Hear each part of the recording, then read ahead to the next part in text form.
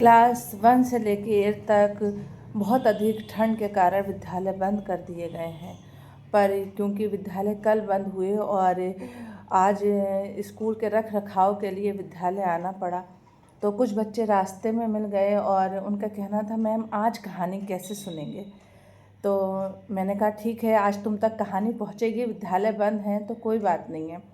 तो आज मैं ये कहानी बच्चों के लिए बना रही हूँ और उनको ICT के माध्यम से उन तक ये कहानी पहुँचाऊँगी।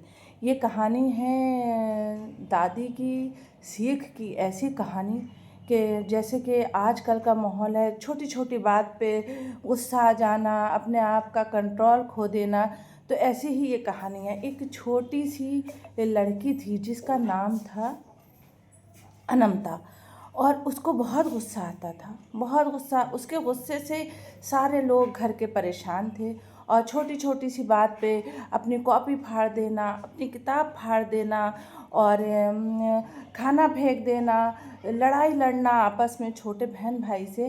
तब दादी उसकी इन हरकतों से तो बहुत परेशान थी। दादी ने क्या करा, उस अनमता को अपने पास बैठाला और कहा, बेटा तुमको इतना गुस्सा आता है, इतना गुस्सा आना अच्छी बात नहीं है। दादी उसको एक रेत के टीले के पास लेके गई जहाँ रेत इकट्ठा थी। उन्होंने कहा, इस रेत को तुम अपने हाथ में उठाओ। जब अनमता ने उस रेत को अपने हाथ में उठाया और उससे कहा, खूब कस के इसकी मुट्ठी बांधो।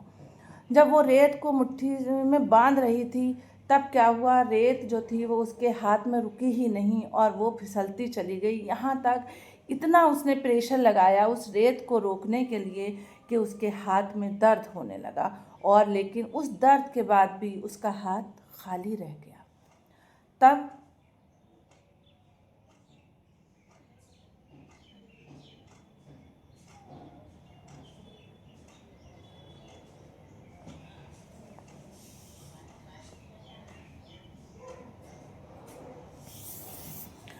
दादी ने कहा कि बेटा, जैसा कि तुमने देखा कि इतनी कोशिश करने के बाद भी, इतना गुस्सा करने के बाद भी तुम अपने हाथ में इस रेत को नहीं रोक पाई। अब मेरे कहने से दोबारा रेत को उठाओ और उसको हल्के से हाथ में रखना और कस के मत दबाना और गुस्सा मत करना। तब अनमता ने दोबारा से उस रेत को उठाया और उसको हल्के से हाथ में पकड़ी रही।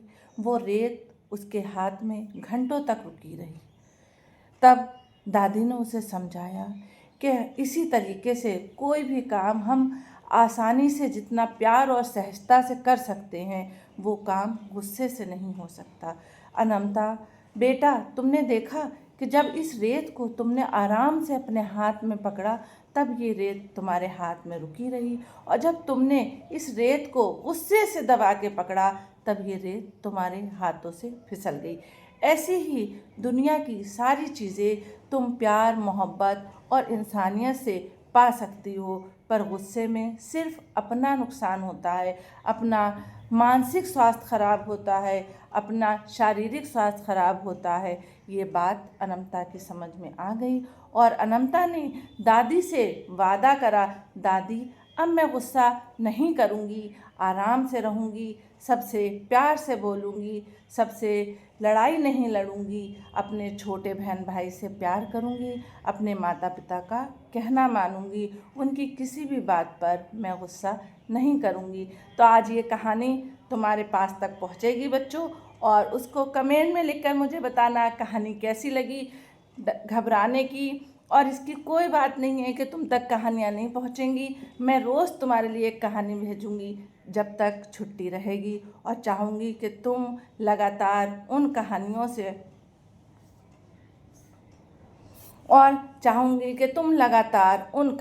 से कुछ ना कुछ सीखो और इस देश के एक अच्छे नागरिक बनो और अपने माता पिता की अच्छी संतान बनो, अपने घर का, अपने परिवार का और अपना नाम रोशन करो। जय हिंद, जय भारत।